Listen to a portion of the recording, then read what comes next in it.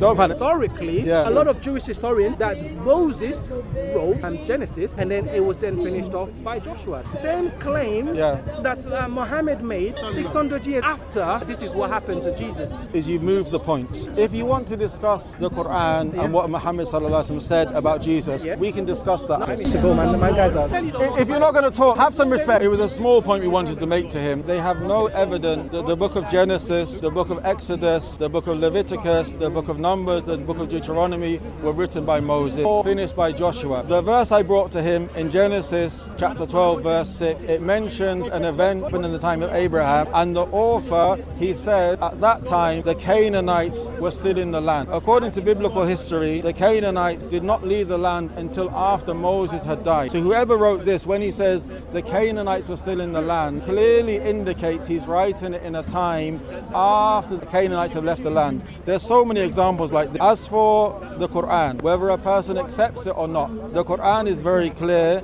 It says it is the word of Allah. Whether a person accepts it or not, you have to establish the Quran is making its own claim. But the Bible is not even making the claim that it's the word of God. It's not making the claim it's revelation. It's not making the claim it was given to Moses. Rather, this is an external claim. People, they have to be honest. You can't bring an external claim and say this is the word of God.